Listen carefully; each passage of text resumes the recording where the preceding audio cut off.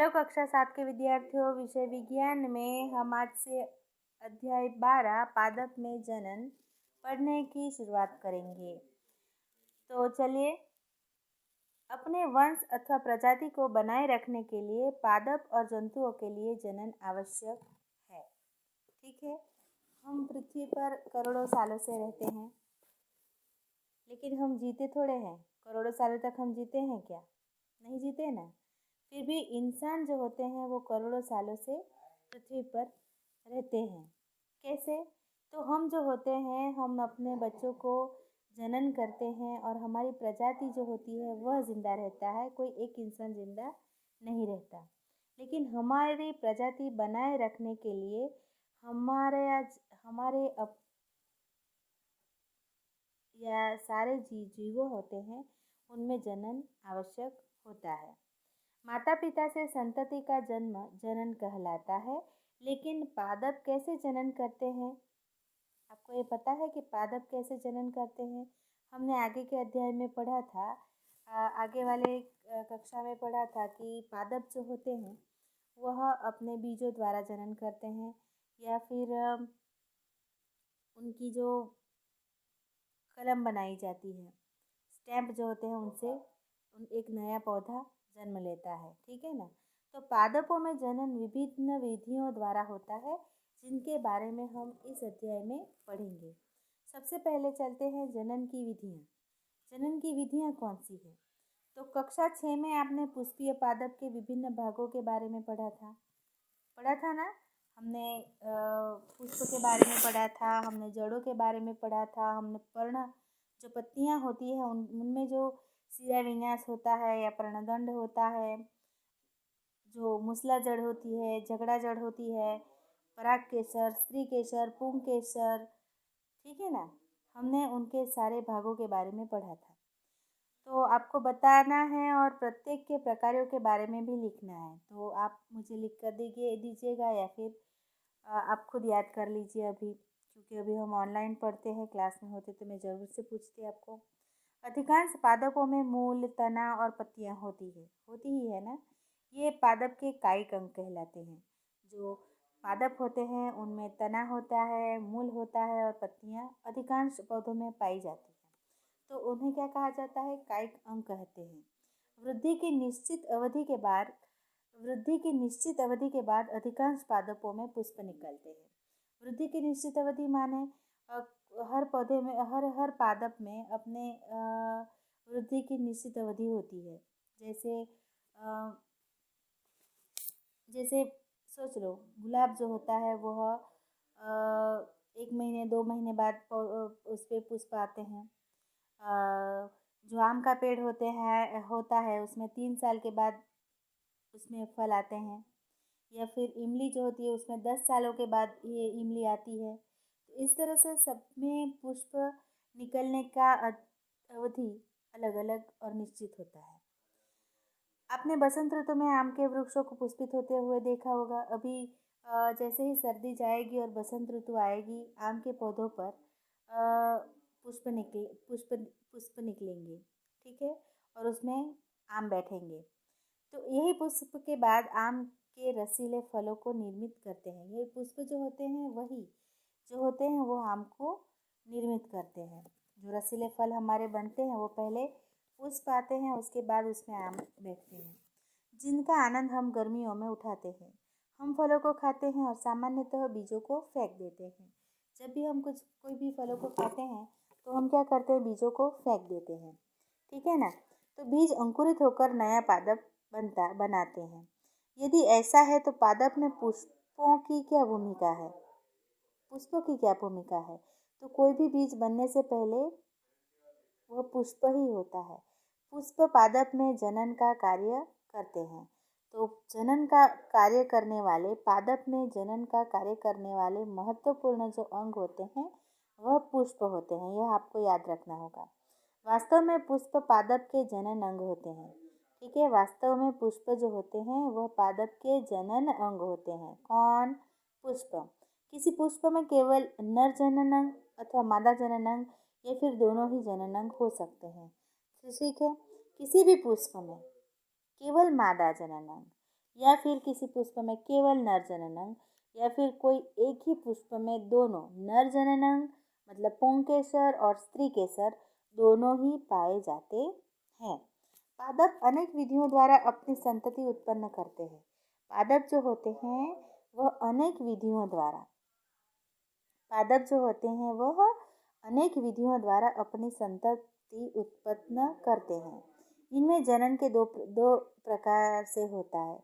उनमें जनन किसे दो प्रकार से होता है। हम जो होते हैं वो एक ही विधि द्वारा बच्चे पैदा करते हैं कि हम बच्चों को जन्म देते हैं, लेकिन पादप जो होते हैं वो अनेक विधियां होती हैं उनकी जनन करने की। तो उनमें दो जो प्रकार है वह है एक अलैंगिक जनन और दूसरा लैंगिक जनन। अलैंगिक जनन में पादप बिना बीजों के ही नए पादप को उत्पन्न कर सकते हैं। अलैंगिक जनन जो होता है यहाँ पर हमें याद रखना है लैंगिक जनन और अलैंगिक जनन। अब हम अलैंगिक जनन की बात करें तो उसमें पादप बिना बीजों के ही नए पौधे उत्पन्न कर सकते हैं, जबकि लैंगिक जनन में नए पादप बीजों से प्राप्त होते हैं। अब लैंगिक जनन कौन सा है? तो लैंगिक जनन वह है जिसमें बीजों से प्राप्त होते हैं नए पादप। ठीक है, मतलब हम किसी बीजों को अंकुरित करते हैं तो उनमें से जो नया पौधा बनता है उसको लैंगिक जनन कहते हैं। और अगर हम किसी स्टंप को उगाएंगे, मतलब हम किसी पौधे की एक डाली को लेंगे, उसको तिरछी काटेंगे, फिर उसको ज़मीन में लगाएंगे तो वो कुछ दिनों के बाद एक नया पौधा बनकर उभरेगा। ठीक है ना, तो उसको अलैंगिक जनन कहते हैं। तो सबसे पहले हम अलैंगिक जनन कौन सा होता है, कैसे होता है, उसके बारे में पढ़ेंगे। अलैंगिक जनन में नए पादप बीजों अथवा बीजाणुओं के उपयोग के बिना ही उगाए जाते हैं। यहाँ पर अलैंगिक जनन जो होता है वहाँ पर बीजों की आवश्यकता नहीं होती। किसकी आवश्यकता नहीं होती? बीजों की। कहाँ पर? अलैंगिक जनन। पहले यह समझती थी कि नए पादप सदैव बीजों से ही उगाते हैं।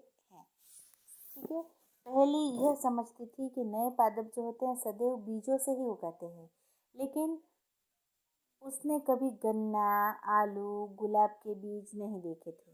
वह जानना चाहती है कि ये पादप जनन कैसे करते हैं। अब देखो, गन्ना जो होता है वो कैसे उगता है पता है आपको? ये आपका गन्ना है। ठीक है, यहाँ पर आपने बीच बीच में ऐसी दीवारें देखी थी जहाँ गांठे जिसको बोलते हैं। तो गन्ने को क्या होता है, ज़मीन में इस तरह से यहाँ पर गाड़ देते हैं, उस पर मिट्टी डाल देते हैं, छोटे छोटे टुकड़े करते हैं और उस पर यहाँ पर मिट्टी डाल देते हैं। तो थोड़े दिनों में जहाँ पर गांठे हैं वहाँ से गन्ने के पत्ते उगते हैं।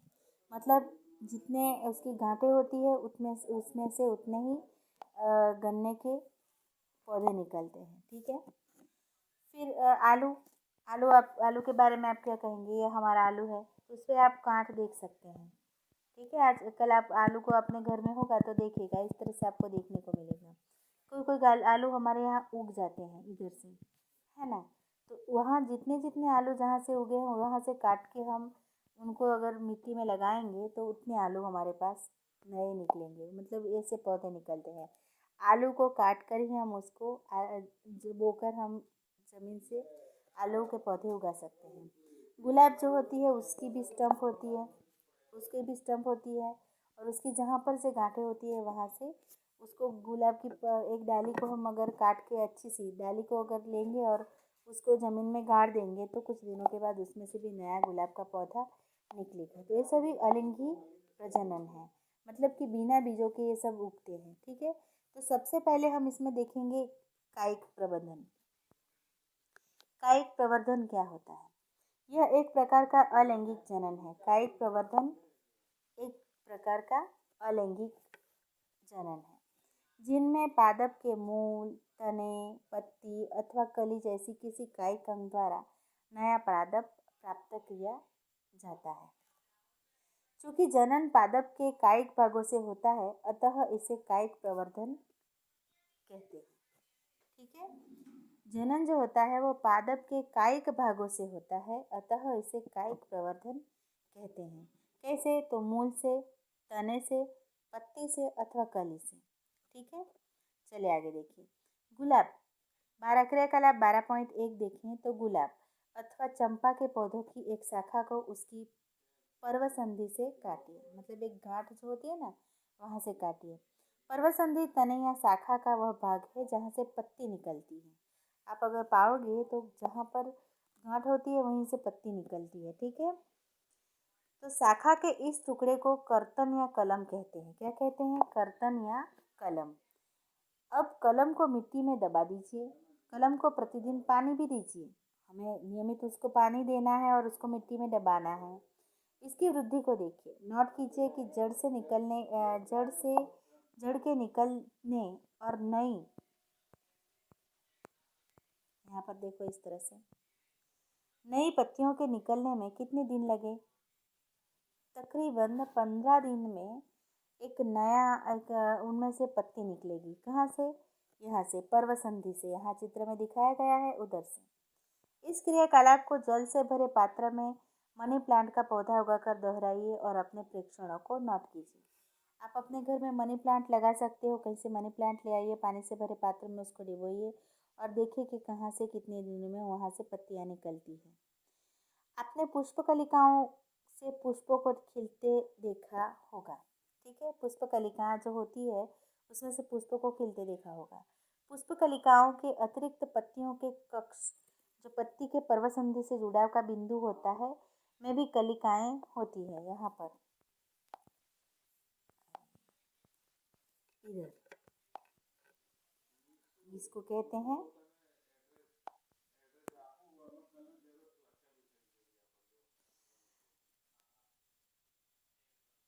कलिकाएं होती है। ये कलिकाएं प्ररोहों के रूप में विकसित होती है और कायिक कलिकाएं कहलाती है।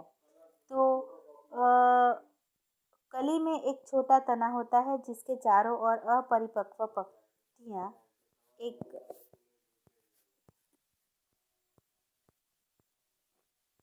दूसरे के ऊपर अध्यारोपित रहती है। कायिक कलिकाएं भी नए पादप को जन्म दे सकती है। तो यहाँ पर देखिए इस तरह से कलिकाएं होती है। हम उसको भी अगर मिट्टी में गाड़ेंगे तो वहाँ से भी हमें एक नया पौधा मिलेगा। फिर ये आलू देखिए, यहाँ ये उसकी आँखें होती है।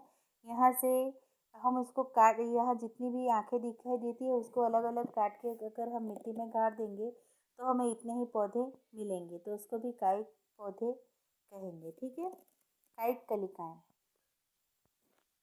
ये कायिक प्रजनन कहेंगे।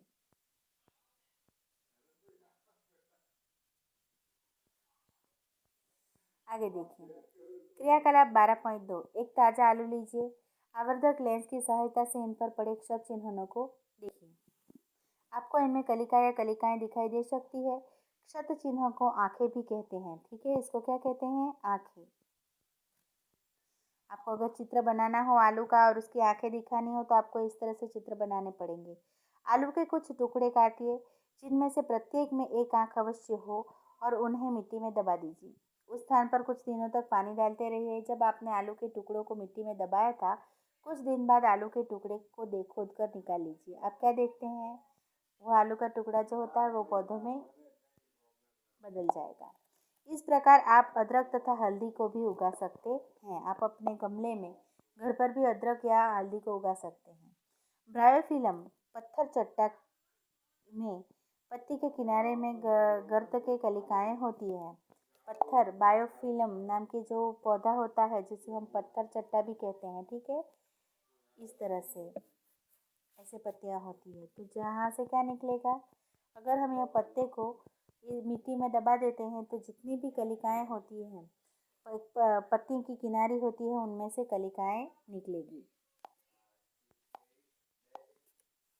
यदि इस पादप की पत्ती आर्द्र मृदा पर गिर जाए तो प्रत्येक कलिकाएं एक नए पादप को जन्म दे सकती है। कुछ पादपों की जड़ें भी नए पादपों को जन्म दे सकती है।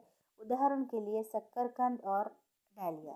ठीक है, शक्करकंद को भी अगर हम मिट्टी में दबाएंगे तो यह उसमें से, और डहालिया, डहालिया के फूल जो होते हैं बड़े बड़े आते हैं ना, कश्मीर के फूल जिसको बोलते हैं, तो उसको भी उसकी जड़ को भी हम अगर मिट्टी में दबाएंगे तो कुछ दिनों में हमें एक नया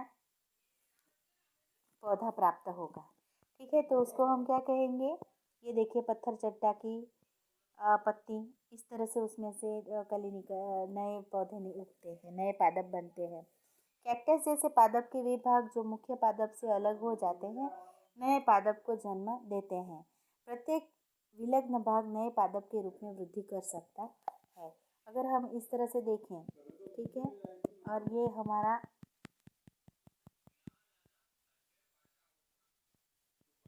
इस तरह से, तो यहाँ से अगर हम इस भाग को काट लें और उसको नया इस तरह से जितनी भी शाखाएं निकलती है उसको हम अलग करके उसको भी मिट्टी में गाड़ देंगे तो एक नया पादप का जन्म होता है।